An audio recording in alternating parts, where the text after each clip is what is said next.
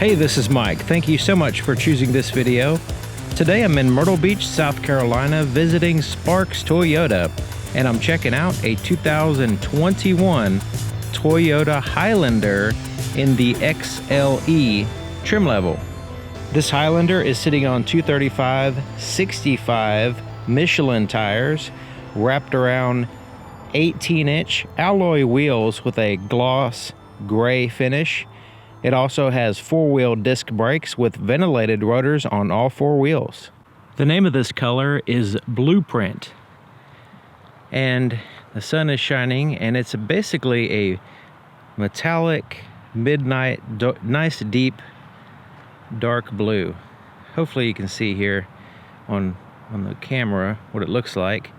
Really impressive. From a distance, it kind of looks like black because it is a deep blue color, but once the sun reflects off of it or lights, then you can tell it's a blue and not a black. So here in the front there is some black, gloss black here in the grille, and it's surrounded by a silver finish, and your emblem also serves as your radar adaptive cruise control sensor. There's matte black here in the bottom, and that continues around the whole base of the vehicle. There is some wheel well ventilation right in this area here, and it goes through, creating an air curtain in the wheel well for aerodynamics. The headlights are in a black bezel here, and they are projector LED headlights with reflector LED fog lights. The turn signals are standard bulbs. So looking at the profile, you remember that plastic there in the front? So right in here, there actually is a gap right in this area here, and then it does go around the wheel wells here and here. But where the doors are, right in there, there's no black plastic coverage. Now there is something interesting, I'll show you that in a few minutes, about the bottom of the doors, but I'll show you that in just a second. Now it does have body colored handles, and the upper portion of the side mirror is also body colored, and it has gloss black pillars. So the gloss black pillars kind of solidify all the glass. So the front glass has been tinted by the dealer, but it does have the privacy glass there in the back, and it does have a chrome trim piece here on the base of the glass, but not on top. This is what the key looks like, and it's a proximity key, and this one's designed to where you can keep it in your pocket and use the vehicle 100%. Now it's very light key. It's smooth on the outside, and I think they did a good job. It could have been a little bit smaller as far as the size goes, in my opinion, but it is nice and light and everything. Now it does have the remote start, so the lock button here, you have to press it 1, 2, and 3, and hold it down on the third press, and it takes a few seconds, maybe even 10 seconds, and it starts the vehicle. So now we're started. If you want to then turn it off, you just press and hold the lock button. Now it has the ability to open up the power lift gate and a panic button here. Let's go and push that. It just beeps the horn, flashes a light type thing. There is a physical key there on the inside as well in case you need it. But generally, as you have it with you, it can be in your pocket, in a bag, as long as it's within a close proximity of the outside of either the driver or the passenger side doors. You notice these little lines right in here. That's to lock the door. So the little sensor behind there, you put your finger over that, and it senses the key and your hand position and locks the doors for you. To unlock it, you simply put your hand behind the handle. There's a sensor back here, and once again, it has to have the key sensed on the outside of the door in order to do this, and allows you access to the vehicle. There's also a physical key location here on the driver's side only. Now I mentioned that there's something special about the bottom of the doors right here. And basically, it's kind of simple, but it is very good in my opinion. The door goes all the way to the bottom of the vehicle. So you can see this door goes all the way to the bottom, and then there's a seal there. So there's not an exposed piece of vehicle under here. So I don't know if you can see, there's a little bit of dirt under here. and this dirt is stopped by the seal. So it keeps the threshold area clean. So while you're entering and exiting the vehicle, if you drag your clothes across this area, the chances are this is going to be much cleaner than, say, a vehicle that doesn't have this feature, this design. There's a lot of vehicles that the door stops here and then there's this whole area that gets dirty. So with getting in and out, it's real easy to drag your clothes across it. So I think that's it's not a massive, like, you know, technical feature, but it is a design feature that I think is very useful. So you can see that there's a little puddle light right here, which is nice. Here's the inside of the passenger side door. Now you can see it's all black basically, except for those metallic accents.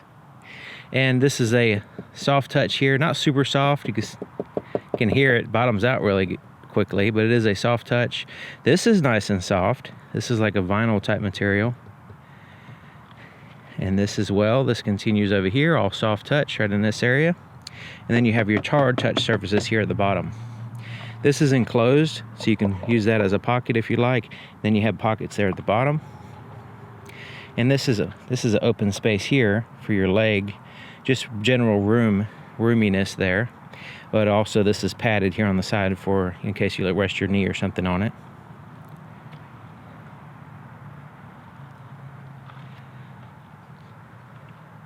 It does have a power seat here on the passenger side, but it doesn't lift up and down. There's no up and down, no height adjustment, just forward and back and then tilt the back.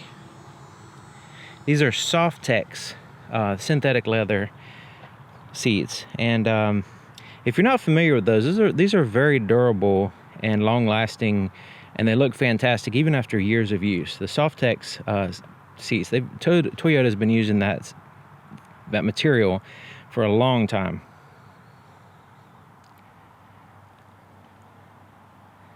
And the seats are quite comfortable. They have a little bit of bolstering, but not intrusive on your body or anything. Now the driver's seat is height adjustment, but it's actually go lower or higher than this seat. So this is quite high, just standard position.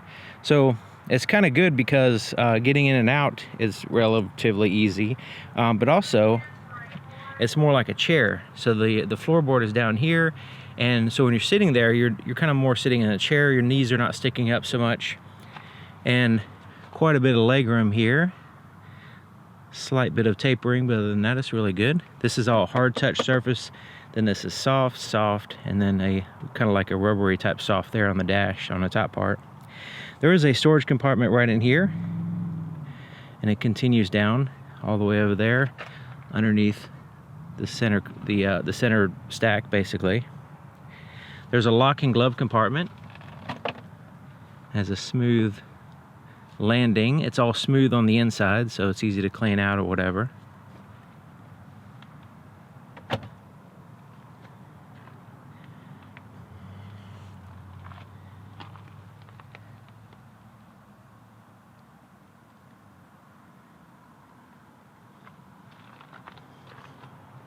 Back door is quite big, but it doesn't swing out that far.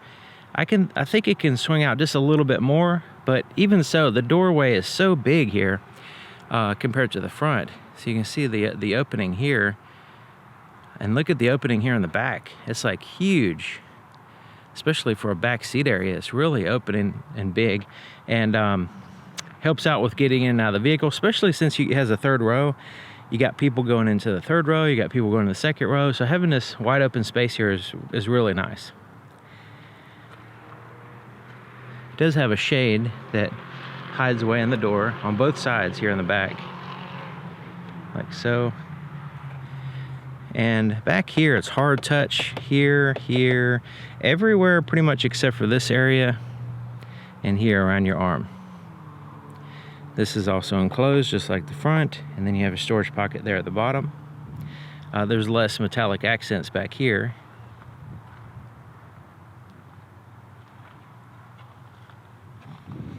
You notice that here in the threshold there's a plastic step, so you can get in and out of the third row a little bit better without damaging the carpet or getting it dirty or whatever. It's kind of easy to clean, and it has some grips there so you don't slip as much. So it has captain chairs here for the second row, and they can articulate quite a bit. I mean, you can move them really close all the way up there to the front seats. You can move them all the way back. They also recline, and they also fold down. So depending on your needs, you might need cargo, you might need passenger and cargo, all that stuff. You also have these armrests that flip up and get out of the way. Now with kids, to get to the third row, they can probably climb up here and hop over this little plastic console and get through there. But adults will need the seat to be moved in order to get there. Now the seat backs are fairly flat. There's not much contour or anything to them, but you do have the ability to recline and all that, which is nice. On the back of both front seats is a pocket, so you can put some stuff in there, which is nice. And check out the legroom. Nice and open and flat, very little problems as far as your legroom back here. There's a very slight bump there in the center part, but since you don't have a center passenger right in this area, it's not a big deal. 2 USB charge ports, 2.1 amp, and then you have your rear climate control right here in the center. So either passenger here in the back, either left or right passenger, can use that.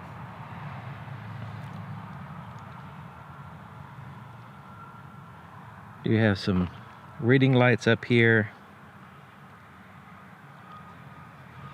and little cup holders and little storage spot to throw some stuff. Now accessing the third row, you notice there's a couple switches here. So this one folds the seat down for cargo mode, for using it for cargo space. This one slides the seat forward and back. This one either reclines or pulls it forward. You also have the ability, if you're sitting in the third row, to pull this. So let's go ahead and pull this and see what happens. So it tilts forward, then it releases the bottom, so you can slide it up there. So it can actually go a little bit further than that depending on how far back you have the front seat. But basically this is a normal scenario in which this is how you would get in. So you would step in here, and this would be your route to enter the third row. Now, you may notice here, with that seat all the way back, you do have the ability to pull it up. You're very limited on the legroom. And also the seat is quite low to the floor. So if you have, if you're over 5 feet tall or whatever, you're going to have your knees sticking up in the air sitting back here. It's also very flat and not a lot of contour and not a lot of comfort. So if you're an adult, it might be an issue sitting back here for an extended period of time, but short trips shouldn't be an issue. It does have some cup holders here, and there's some cup holders on that side. It does have a dome light in case you need that, and you have some climate control vents. The seats, there's a split right here. Right in here, there's a split. So you can fold down this seat or the other seat when you need to add to cargo space. You can also recline them independently. Right now they're fully reclined. So you can pull them more upright, or you can have them recline like so, independently. Now, if you don't have anybody in the second or third rows, it's a good idea to go ahead and fold them down if you're not using them regularly, because it helps out with visibility. So to fold them down, you see this right here. Let's go ahead and pull that. See, nothing happens. What you have to do is initiate it by pulling it like this. Now it's in this position, it's released.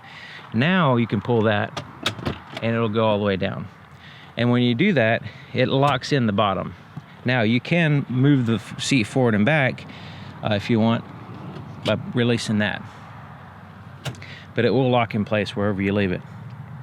Now it's folded down, and you can use it for cargo, but generally, this will just help out with visibility when you're looking through the rearview mirror.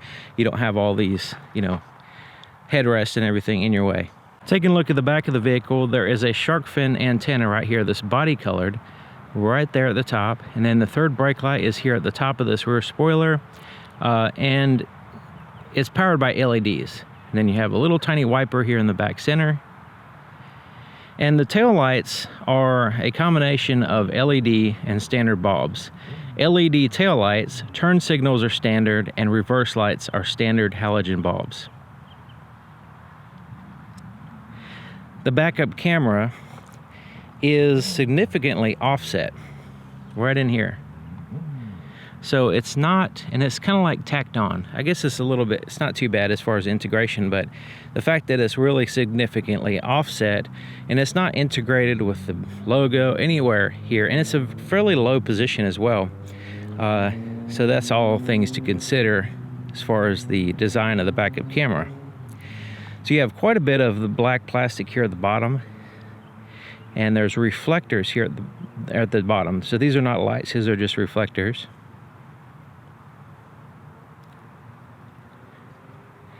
So we can of course use the key to open this up, but this time let's go ahead and push this button under here.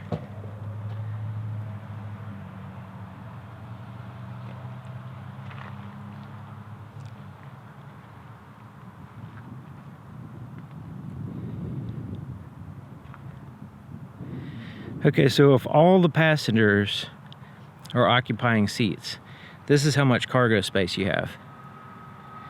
Not a huge amount. So let's go ahead and move these. These are the floor mats that come with it. I would highly recommend getting an all season or all weather mat to upgrade. But this is your cargo space. So it's not a huge amount. The height isn't all that great. So you want to keep that in mind as far as cargo area. Now, if you don't use these seats, or if you don't use just one of them, it adds to your cargo space tremendously. So let's just say you had somebody in this seat. Well, we can fold this seat down, and then we can add to our, it won't fold down all the way because I just put the mats there, but see how much more cargo space we have on this side. Now we have this massive area here. We still have a third row passenger, and this just, you know, makes the situation a lot better as far as putting stuff back here. Now there's some kind of underfloor storage here, so we can lift this up. And this is just not, it's just kind of snaps in place here. But when you lift it up, it's completely like you just take it out. I mean, it's just, you can hinge it up from the back, like so if you want to, but you can, you know, basically just move it out of the way. Now, of course, you have to have a place for it, but I'm going to move it back here because I want to show you a few things. For one thing, you just have some open space to put some stuff that's out of sight, out of the way. So just some small items, if you want to put them back here, you can do that. Now you can purchase separately a shade, and it goes right in here, and it's only usable when you put down the third row seats. You can attach it there and then pull it back, and then there's a shade that covers up, privacy shade or whatever. You can store it back here, so it has a place for, there's like a storage pocket there as well, but right in this area here, the shade can go. So that way you can keep it with you, and when you put the seats down, when you use it, you can put it in place if you need to. Your jack is behind this cover here, like so. There's your jack. And you have your tools here. This is the front tag holder, which you don't normally need unless your state requires it. And then there's some tools there. And you notice there's this piece right here. This is used to lower the spare tire, which is under the vehicle, and you unscrew this and you lower it to access it. There's also a cover here. Now this is, you wouldn't need to use that unless you're doing something with the vehicle or changing light bulbs or something like that. But let's go ahead and just show you what's in there. You just take this off, and it kind of, you have to have this whole thing open, but you can take that off, and then you can access, you know, like the light bulbs and, you know, the power lift gate and all that stuff. But generally, this is just an access panel for, you know, for maintenance or whatever. Like I mentioned, you can fold down one seat or the other, or a combination of seats here. So like if you need like a long box on this side, you can fold down that seat and this seat. And so it's there's different combinations you can you can do to add your cargo space while still maintaining passenger space. Or you can fold everything down and you have a really nice wide open space. Lowering the power lift gate, there is a button here, and you just push that and it'll come right on down.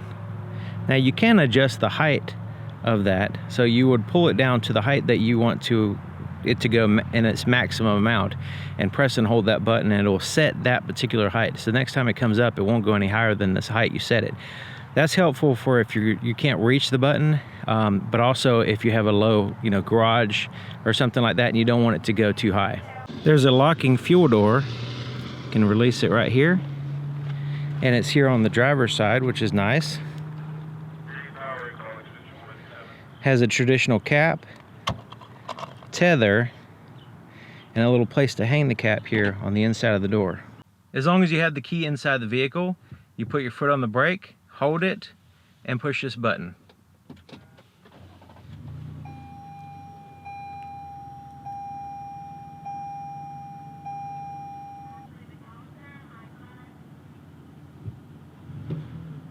Here's the floorboard in front of the driver's seat. Now you'll notice that the floor mat, which is not in place yet, hooks in place in two places, keeping it straight for you.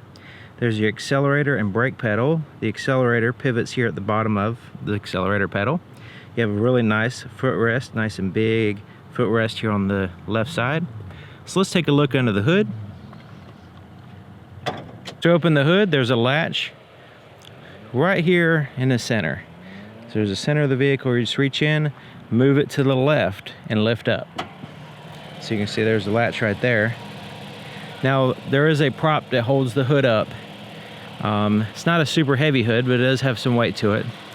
There's the prop on the underside of the hood, and it swings down, and you can either put it there where the arrow is pointing, or there's a second location over here which lifts the hood up a little bit higher. So this is a 3.5 liter V6 engine, and it's paired to an 8-speed automatic transmission, and it puts out 295 horsepower. It also has the ability, when properly equipped with a towing package and all that, to tow 5,000 pounds. The blind spot indicator is here on the side mirror. The side mirrors are heated as well. The inside of the driver's side door is just like the other side, except for it has a few more buttons. So there's power windows here. Now the back windows are one touch down and one touch up, and they go all the way down and all the way up. Same thing with the front windows, are one touch up and down. Your door lock controls are here. The door lock controls are here, and then you have your side mirrors. You just adjust them with that. You just pick a side and adjust it like a little joystick. So the power seat here for the driver, it's a little bit better. So we have a two-way lumbar adjustment, and you have the ability to go up and down and tilt and all that stuff.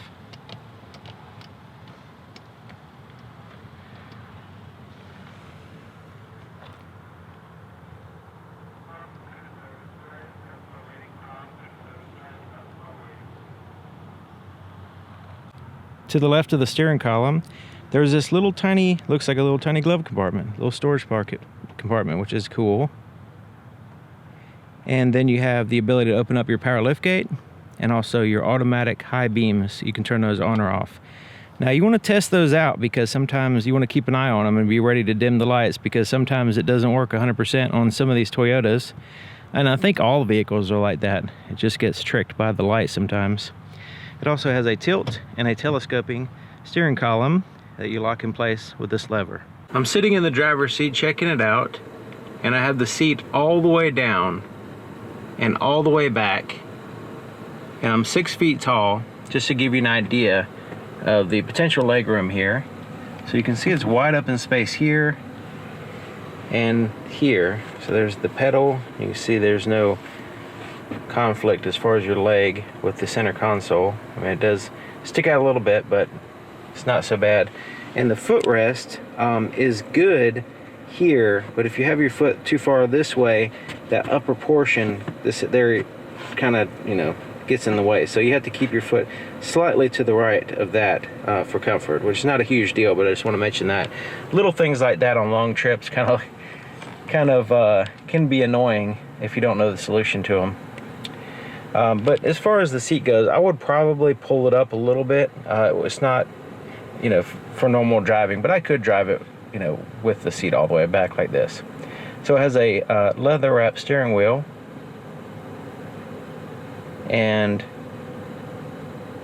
It has a little bit of softness to it, so it's not like a super firm steering wheel. The thickness is good. It feels like the Softex leather. I don't think it's a real leather material, but it's a little bit slippery, but doesn't feel like it'd be too big of a deal. You have some gloss black here. So on the steering wheel, there's quite a few buttons here. So here on the right side is your cruise control, and here at the top. Now you notice this is a separate part down here. This and this kind of go together, and then this is separate and this is separate. So here on the right side on this section is your cruise control. So you turn it on, you set it, you resume, and you cancel here.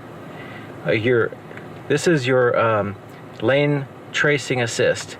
So it actually turns the steering wheel to keep you in the lane. So it's like a lane keeping or lane tracing. Lane tracing is a little bit different because it follows the lines a little bit better than just trying to keep you between the lines. It also keeps an eye on the vehicle in front of you as well and kind of follows them. So it uses all the input. The radar system, this is for the adaptive cruise control. Once you set it, you can set the speed, the distance between you and the vehicle in front of you. Now the distance will vary depending on your speed, but this is, keeps you at a safe distance basically, and you can set it further or closer. If you set it, it's nice, it's good to have it nice and far, but sometimes if it's too far, then cars get between you and the vehicle in front of you, and then it keeps slowing you down, and then everybody goes in front of you and you just keep getting slower and slower. But so you have to kind of set it at a distance that's appropriate for the road conditions and the the traffic and all that stuff. Okay, so here on the left side, this is your volume for your radio, your voice recognition, your Bluetooth, so you can answer or hang up on calls right here. So once you pair your phone, you can do that. This is a back button, and these arrows and the OK correspond with the screen between the gauges. We'll get to that in just a minute. Windshield wipers for your front and rear are located here on the right side. On the left side is your turn signal, but it's also your headlight controls. So you have daytime running light off, which you can turn off all the exterior lights, automatic, parking, and your headlights on. And this is your fog lights.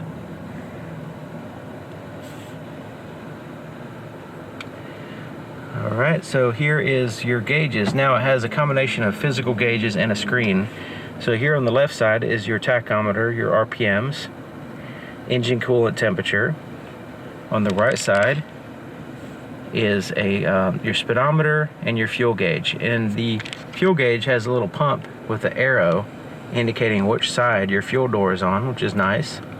So you can see this is on the driver's side. And then you have the screen between these two gauges. It shows a digital clock, outside temperature, how many miles the vehicle has. You have trip and odometer capabilities here. This is for your lane tracing information and your adaptive cruise control, digital speedometer there in the middle. But you see these icons here on the left side.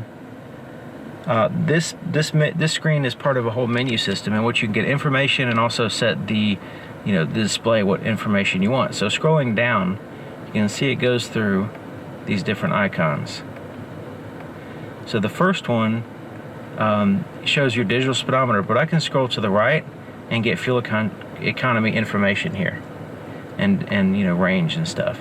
Scrolling down, we get our driver support, so the lane tracing assist and your adaptive cruise control information.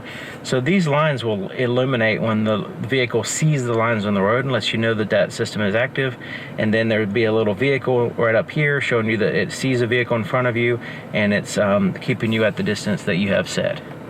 Scrolling down, this is just showing you, let me go right back here. Okay, so just to show you that the digital speedometer is here when you scroll down. So you have the digital speedometer. When you scroll down, you can see it there to the right. Scrolling down again, this is what your radio is doing, and you can change your source and different things like that, your station. Scrolling down again, this will be your safety systems, the status of them. So whether they're active or a rear cross traffic alert, that's part of your blind spot system. And so let you know that that's active. Also pre-collision system, that's active. Scrolling to the right shows your tire pressure, and it goes back here. Scrolling down again, this is your settings. So you can go in here and turn off or on or adjust the safety settings right here. You can also, let's go into right here. So this can change your language, units, and you can turn your digital speed on or off if you'd like. The eco, we can turn that off or on.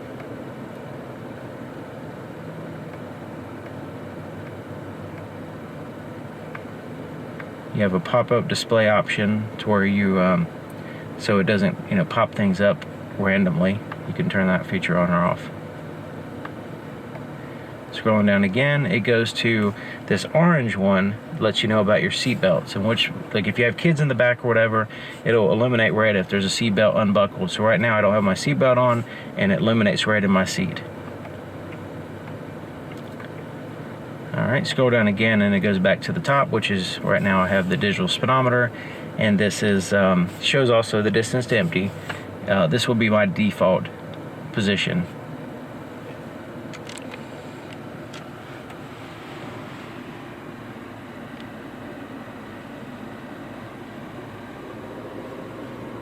Okay, so here's the touch screen. It's quite a bit of a glare on the camera. I can see it just fine, but the camera sometimes amplifies any little tiny glare that happens to be there. So it has physical buttons here on the outside. In addition to the touch screen here in the screen, you have a physical volume knob and tune through the stations. So right now we're in the home screen, and the home screen is a split between 3 different things here. So your radio, your fuel economy information, and your phone. So we can go here to the menu. We can go specifically to the audio, phone, apps. Projection is for Apple CarPlay and Android Auto capabilities. You will need to have your phone plugged in. You also have information and setup. So let's go to the audio. And we can always go to, there's a button right there for that here. So if we don't want to push the screen, we can push this one. It has your presets there at the bottom. We can change the audio source. This is AM, FM. Can't really see it. The camera's blowing it out. But anyways, there's AM, FM, satellite radio, USB, and Bluetooth. I can see it fine. Like this right here looks very bright on the camera, but just looking at it, it's fine. I can see it just fine. Okay, so we're gonna adjust the sound as well. Alright, so the next one is your phone. Now I don't have a phone paired, but you'll have access to your phone book and recent calls, and you'll be able to send and receive calls using your phone. So apps, so this will go into the infotainment apps through your Intune app suite on your phone. So if you wanted to add anything like that, you can have Amazon Alexa and different things. I don't have experience with the Intune app suite, so you just have to check it out for yourself, I suppose, because it's something that's kind of like add-on. A lot of people don't even use some of these features, and it does have it. So projection is your Apple CarPlay, Android Auto. So the info, this will give you information about your vehicle, like fuel economy, different things like that, like your history, vehicle alert history if there is any, and so on. So you can hit that display, and you can turn your screen off if you want to, or you can adjust your just general brightness, contrast settings, that kind of stuff, or your camera, you can adjust that as well. Alright, so you see specific things here. Now this one has a map button. We push that. You see the navigation app is not installed. You can have the dealer added, I suppose. And all these physical buttons there. So that's kind of a general rundown of what the screen is all about. Alright, so your climate control, it's a tri-zone, so driver, passenger temperatures, and the rear are all adjustable separately. So there's a rear adjustment there. So you have heated seats here on the front, so it's 3-stage, high, medium, and low, and of course off. Front and rear defrosters. You also have this button right here. Now this will heat up the area underneath the windshield wipers in the front and release them if they're stuck in snow or ice. All right, you can turn on or off the rear. And this little button right here takes the climate control and focuses it more on the front. So if you're just a driver and don't have anybody in the back, you can push that button and it'll emphasize the climate control more in the front than the back. Recirculate the air, and then there's your passenger side heated seat control. So here's your fan speed, where you want the air to blow, and then your temperature for the rear. So we can adjust that, and then you can sync the passenger, or you can release the passenger and have it separate. There's a big storage area, storage place right there, and it's not directly connected with the second one. Okay, so right in here, there's a large storage area here. You can put your cell phone and plug it in for the Apple CarPlay. Here's charge ports, USB charge ports, which is separate from the actual input. And there's a 12-volt power supply there. Here's cup holders, and has these little articulating arms to adapt to different size cups. It's also all the way up in there in the center part, so you can utilize that space for more than just cups, or have a mug handle go in there, that kind of thing. Here's your shifter, and let's go ahead and put it in reverse. Nice contours to your hand, pretty good. When we put it in reverse, you can see the backup camera pops up here. And since it's offset, you can see more of one side of the tag than the other. Now, that center line is supposed to be the center when you back up. So just keep that in mind. It kind of helps you out with the guidelines there. They're not active, they're not moving right now, but you know, it does give you the ability to see where the center line is. All right, there's neutral, there's drive. If you want to manually change to the gears or limit your high gear, you can put it over here to manual, and you can bump it like a ratchet shifter and change through the 8 speeds. All right, so it does have a drive mode. So you have sport, normal, and an eco. So sport will be less fuel economy, more power and performance. Eco would be the opposite of that, so it'd be more fuel economy. And you just kind of move it like this, and you'll know which one you're in because it'll show here on the screen.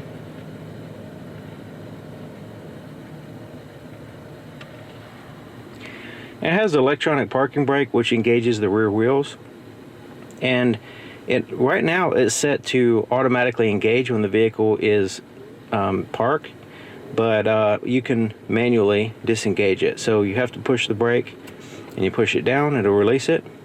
To engage it, just lift it up. There's a brake hold feature, so this is where you're sitting in traffic or whatever, or sitting at a stoplight, it'll hold the brakes for you once you come to a complete stop, once that's turned on. You also have traction control. You can turn that off. Default will be on. If you need to spin tires, you can do that. Snow mode, so this will be like go really easy on the transmission shifts and start off in second gear, I believe. And then the auto start stop, or idle stop, or whatever you want to call it. This will stop the engine when you're sitting at a stoplight or extended, you know, just for a second. If this is, unless this is turned off, this default will be on. It'll actually turn the engine off while you're sitting there. And as soon as you release the brake, it'll start the engine, so you're ready to go again. Okay, so this is your armrest. It's a little bit soft, kind of rubbery soft, not like a pillow or anything.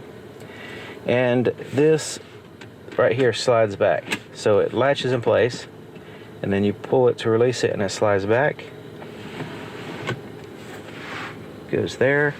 Now this one in particular has the wireless charge port for your phone, so you just rest your phone there, and you know, as long as it's turned on, then it will, you know, charge your phone. This can be lifted up. Now this takes up quite a bit of space in this compartment, so without this feature, this is a little bit bigger, but there is a lot of space. It's just way down in here. So you have this tray. It's really dark in there. So you have this tray that slides back and forth that you can put some quick access stuff. But let's take that tray out. This is what the tray looks like. It's very shallow, but you can put some stuff in there that you need to access quickly. Then it goes way down in there. Like, I can put my whole arm in there, and it goes way back there. So you have to, like, really dig out stuff if you fill it up too much. There's also a 12-volt power supply in here that you can look for if you want. But so you need a flashlight for this. It'd be nice if it had a light colored fabric there at the bottom, so it'll reflect some kind of light. I'm trying the night vision on. Maybe that'll help. But it's big. I mean, it's just like a well though. So it is handy to have some stuff. It's just as far as quick access, I don't know about that. The little tray is quick access. And this covers it up. So if you have your cell phone here, you're gonna take your cell phone out, lift this up, get past the tray, and then you can get to that bottom well of stuff. So it's kind of like gonna get cluttered, I guess. But it is nice to have some storage there. Okay, so the rear view mirror is auto dim rear view mirror, and it's actually auto dimming right now because I have this shade over the light sensor, and the light sensor is here on the back right here. There's a home link garage door opener controls here, and then turn off the auto dim, you can turn that off here. So up here, there's a place to put your shades, and it's a really big spot. So you can have like huge safety glasses or Hollywood glasses or whatever, and put them up in there. It also has a conversation mirror. You lift it up and it kind of drops there, and then that way you can keep an eye on the backseat drivers, or you can just lift it up and get out of the way. There's your tap lights, look like standard bulbs there. Emergency button. You can turn on all the interior lights by pushing it that way, all off, or have it in a center position for the lights to turn on with the door. Alright, so this one is for your sunroof. We'll get to that in a minute. There's also a little ambient light at nighttime that illuminates down in the center of the vehicle here. Very, very soft though. Okay, so the visors, it's like a fabric material, same thing with the headliner. And it has a mirror and a little light that turns on. Like so. It also extends out like so. You can slide it. Same thing there on the passenger side. So this sunroof, it has a shade that covers 100% of the light, and you can pull that back out of the way. And then there's your sunroof. It's actually listed as a moonroof. And then you can open it like so. Move it back. It goes back a little bit more if you push it again. Let's go forward. And then you can tilt it up by pushing the second button, up and down. And of course you can close the shade. Okay, so looking at the visibility in the back, I have one set of seats down, one set of seats up. So you notice how much better visibility there is when the seats are down. So that's what I was saying, if you don't have passengers back there, not a bad idea to go ahead and lower the seats. But you can see there's a pretty significant blind spot there in the back as far as the pillars. Nice big pillars, which is good for safety, but you will have to get used to the blind spots there. Now, of course, it has the backup camera, the blind spot, the rear cross traffic alert, all that stuff to help you out with that. But they are something that you have to deal with anyway.